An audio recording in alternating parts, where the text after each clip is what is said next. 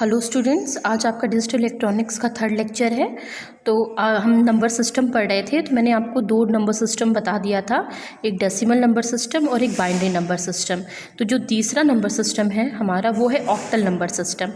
तो octal number system में जो हम ऑक्टल नंबर सिस्टम में सिर्फ 0 से लेकर 7 तक अंक होते हैं। ठीक है, हम किसी भी नंबर को सिर्फ कितने डिजिट से रिप्रेजेंट कर सकते हैं? 8 डिजिट से। और वो डिजिट कहाँ से लेकर कहाँ तक होते हैं? वो डिजिट होते हैं 0 से लेकर 7 तक। इसका मतलब 0, 1, 2, 3, 4, 5, 6, 7। ठीक है, इसीलिए इस नंबर सिस्टम का जो बेस होता है या जो हम जिसको हम रेडिक्स कहते हैं वो 8 होता है। क्या होता है? 8। ठीक है, तो अगर हमको बाइनरी नंबर सिस्टम को ऑक्टल नंबर सिस्टम में चेंज करना है तो हम बाइनरी नंबर सिस्टम को कितनी बिट्स में रिप्रेजेंट करते हैं? 3 बिट्स में। मैंने आपको अपने पहले लेक्चर में बताया था कि बिट्स जो होता है वो बाइनरी डिजिट का शॉर्ट फॉर्म होता है। ठीक है, तो अगर हम ऑक्टल नंबर को अगर हमको बाइनरी नंबर को ऑक्टल नंबर में रिप्रेजेंट करना है, प्रदर्शित करना है, तो हम क्या करते हैं? बाइनरी नंबर को जब 3 बिट्स में लिखते हैं तो वो हमारा क्या हो जाता है? ऑक्टल नंबर होता है। जैसे एग्जाम्पल के तौर पर मैं आपको बताती हूँ कि लेट सपोज कि आपका है 0। जैसे कि हमको मालूम है कि बाइनरी नंबर क्या होता है? एक 0 होता है। ठीक है, लेकिन ये अगर आप सिंगल 0 लिख रहे हैं तो ये बाइनरी है, लेकिन अगर इसको आप 3 बिट्स में लिख रहे हैं 0 0 0 तो ये आपका क्या हो जाएगा? ऑक्टल हो जाएगा। समझ में आ रहा है? जब हम बाइनरी नंबर को 3 बिट्स में रिप्रेजेंट करते हैं तो वो आपका ऑक्टल नंबर सिस्टम हो जाता है।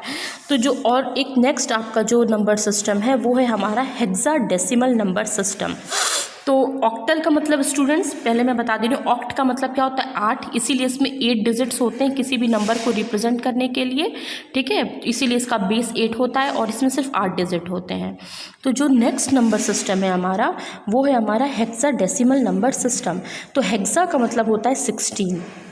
हेक्सा का क्या मतलब होता है? 16। यानी कि इसमें हमारे इसका जो बेस या रेडिक्स होता है वो क्या होता है? 16 होता है स्टूडेंट्स। ठीक है, तो इस नंबर सिस्टम में हम 0 से लेकर 9 तक तो डेसिमल नंबर सिस्टम जैसा ही रिप्रेजेंट करते हैं। जैसे डेसिमल नंबर सिस्टम में 0 से 9 में क्या होता है?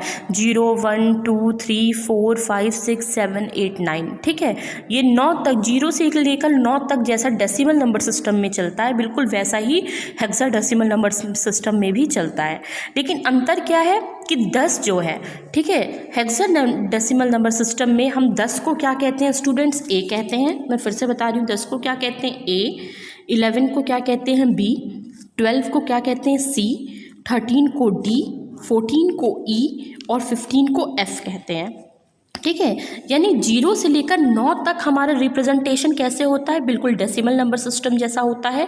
लेकिन 9 के बाद जब हमारा 10 आता है तो 10 को लिखते हैं ए, 11 को लिखते हैं बी, 12 को लिखते हैं सी, 13 को लिखते हैं डी, 14 को लिखते हैं ई और 15 को लिखते हैं एफ।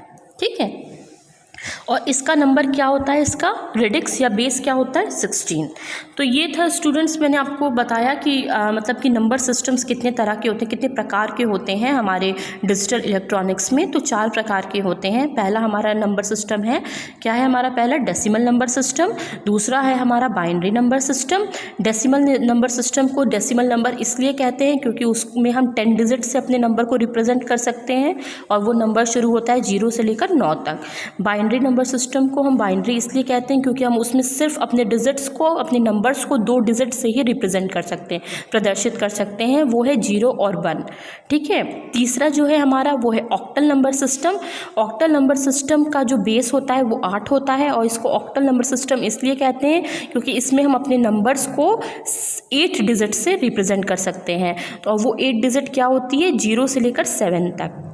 अब फिर हमारा जो सबसे अंतिम और लास्ट है नंबर सिस्टम वो है hexadecimal number system. Hexadecimal number system को हम इसमें इसका जो बेस और रेडिक्स होता है वो 16 होता है और इसमें हम क्या करते हैं? 0 से 9 तक तो बिल्कुल डेसिमल नंबर सिस्टम जैसा रिप्रेजेंट करते हैं, लेकिन 9 के बाद से हमारा जो होता है ABCD 10, 11, 12, 13, 14, 15 तक हम क्या करते हैं? 10 को A, 11 को B, 12 को C 13 को डी, 14 को ई और 15 को एफ के रूप में प्रदर्शित करते हैं। ठीक है, तो ये एक चीज़ था। अब इसके बाद हमें आगे पढ़ना है कन्वर्जेंस ऑफ नंबर सिस्टम। क्या पढ़ना है हमको? कन्वर्जेंस। ठीक है, कन्वर्जन का मतलब होता है कि बदलना, यानी डेसिमल नंबर को बाइनरी नंबर में बदलना, बाइनरी नंबर को डेसिमल नंबर में बदलना।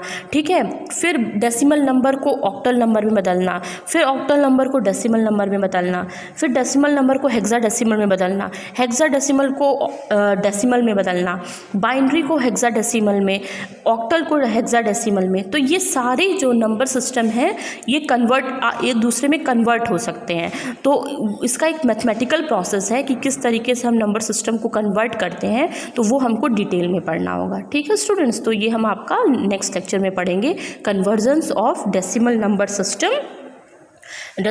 System into binary number system.